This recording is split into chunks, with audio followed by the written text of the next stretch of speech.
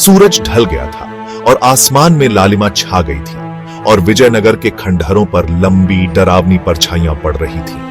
Professor Sharma, जिनका चेहरा टिमटिमाती हुई कैंपफायर से रोशन था, अपने चश्मे को ठीक कर रहे थे। उनके चेहरे पर एक गहरी सोच की लकीरें थीं, मानो वे किसी गहरे रहस्य को सुलझाने की कोशिश कर रहे हों। टीम, कल हम क्वीन के महल को डॉक्यूमेंट करना शुरू करेंगे, आराम करो। टीम के सदस्य थके हुए थे लेकिन उत्साहित भी थे। अमन, ग्रुप का सबसे छोटा, गर्मी के बावजूद कांप रहा था। उसकी आंखों में डर साफ झलक रहा था। प्रोफेसर, क्या आपको कभी लगता है कोई देख रहा है यहाँ? बाकी लोग, अनुभवी रिसर्चर प्रिया, एक इतिहासकार, और रोहन, एक फोटोग्राफर, हंस पड़े। प्रिया ने अमन के कंधे पर दिलासा देते हुए थपथपाया। बस, इतिहास के भूत हैं अमन, चिंता की कोई बात नहीं। लेकिन जैसे ही उसने यह कहा, अचानक तेज हवा के झोंके ने कैंपसाइट को अपनी चपेट में ले लिया। उनकी आग बुझा दी और उन्हें अंधेरे में डुबो दिया। रोहन ने अपनी टॉर्च ढूंढने की कोशिश की। कमाल है, बस कमाल है, अब किसके पास लाइटर है? जैसे ही उसने यह कहा, खंडहरों के बीच से एक धीमी कर्कश आवाज गूंजी, जिससे उनकी रूह कांप गई। सभी ने एक दूसरे की ओर देखा और एक पल के लिए सब कुछ थम सा गया। बस, इतिहास के भूत हैं अमन, चिंता की कोई बात नहीं। लेकिन इस बार किसी के चेहरे पर हंसी नहीं थी। सभी ने महसूस किया कि कुछ तो था जो उन्हें देख रहा था, और यह एहसास उनके दिलों में एक अजीब सी बेचैनी भर गया। उनकी आग बुझा दी और उन्हें अंधेरे में डुबो दिया। रोहन ने अपनी टॉर्च ढूंढने की कोशिश की। कमाल है, बस कमाल है, अब किसके पास लाइटर है? जैसे ही उसने यह कहा, खंडहरों के बीच से एक धीमी कर्कश आवाज गूंजी, जिससे उनकी रूह कांप गई। अमन को नींद बार बार टूट रही थी। दम घोंटू गर्मी, अजीब आवाजों से भरी अशांत खामोशी, यह सब उसकी नसों पर सवार था। अचानक वह सीधा बैठ गया। उसका दिल जोर से धड़क रहा था। उसे लगा जैसे उसने किसी को अपना नाम पुकारते सुना हो। अमन, एक धीमी और रहस्यमय आवाज उसके चारों ओर गूंजने लगी। उसने सुनने के लिए कान लगाए, उसका खून जमने लगा। अमन, आओ। आवाज अब करीब थी, एक डरावनी बेचैनी से भरी हुई। वह अपने टेंट से बाहर निकला। उसकी आंखें अंधेरे में तलाश कर रही थीं। कौन है वहां? उसकी आवाज कांपती हुई फुसफुसाहट थी। केवल खामोशी ने उसे जवाब दिया। वह अभी भी अपने कान के पास एक ठंडी सांस महसूस कर सकता था। उसके नाम की भूतिया फुसफुसाहट उसके दिमाग में गूंज रही थी। अगली सुबह उजली हुई। रात की अशांत घटनाएं एक बुरे सपने जैसी लग रही थी। जैसे ही टीम क्वीन के महल की ओर बढ़ी, रोहन अपने कैमरे के उपकरण ठीक करने के लिए रुका। अरे यार, मेरा लाइट मीटर फिर से खराब हो गया। प्रिया ने डिवाइस को देखा। मेरा भी, उसने कहा। उसकी आवाज तनी हुई थी। वे महल में दाखिल हुए, जो खंडहर अवस्था में भी एक शानदार संरचना थी। अचानक अमन ने प्रिया का हाथ पकड़ लिया। उसकी आंखें डर से चौड़ी हो गईं। देखा तुमने? वह फुसफुसाया। क्या देखा? प्रिया ने कहा, उसकी निगाहों का पीछा करते हुए। उसने हॉल के दूर छोर पर एक विशाल खंभे की ओर इशारा किया। एक गहरी, अस्पष्ट आकृति उसके पीछे पिघलती हुई प्रतीत हुई। जितनी जल्दी दिखाई दी, उतनी ही जल्दी गायब हो गई। भाग 4, गिरे हुए राजा का श्राप। यह कहानी हमें एक प्राचीन समय में ले जाती है, जब एक महान साम्राज्य अपने अंतिम दिनों में था। टीम, जो इस रहस्य को सुलझाने के लिए आई थी, उनकी बेचैनी बढ़ती जा रही थी, क्योंकि वे जानते थे कि वे एक खतरनाक क्षेत्र में प्रवेश कर रहे हैं। महल में और गहराई तक चली गई। हर कदम के साथ अंधेरा और गहरा होता गया और उनके दिलों की धड़कन तेज हो गई। वे एक बड़े कक्ष में पहुंचे, जो कभी राजा का दरबार हुआ करता था।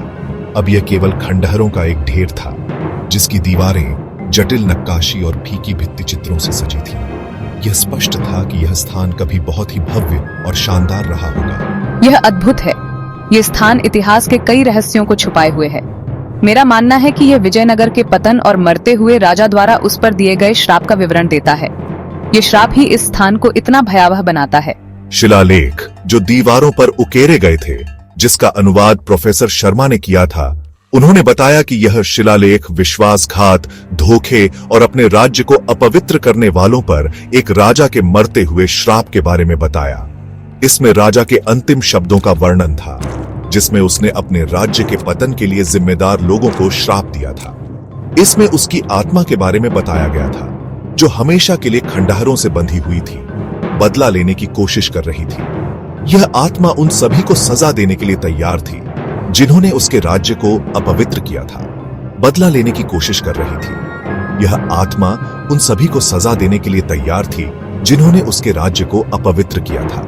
राजा की आत्मा हमेशा के लिए इन खंडहरों से बंधी है जो उसके राज्य को अपवित्र करने वालों से बदला लेना चाहती है।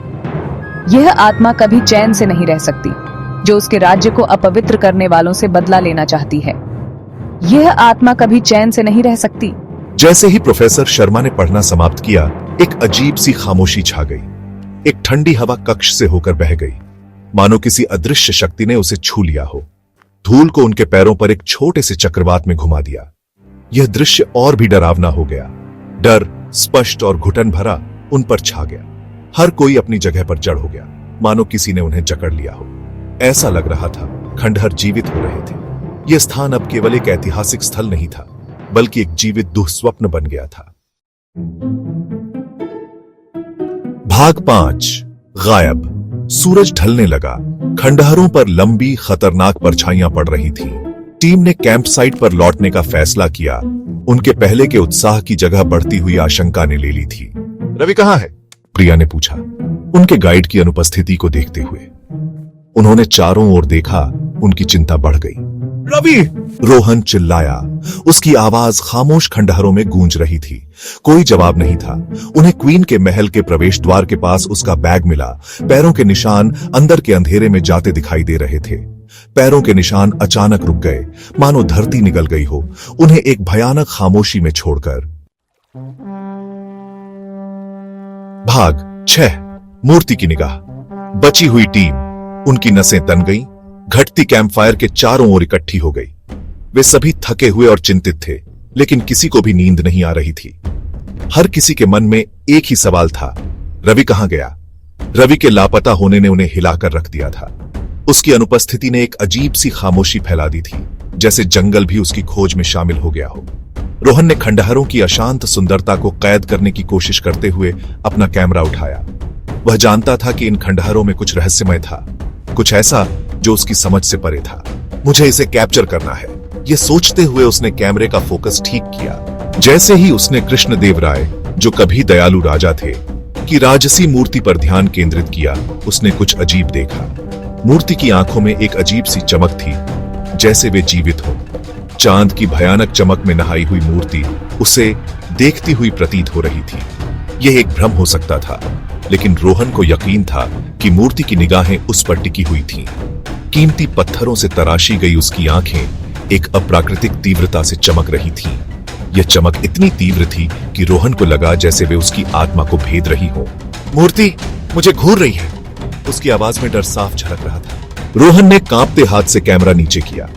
उसकी सांसें तेज हो गई थीं और दिल की धड़कनें बढ़ गई थीं।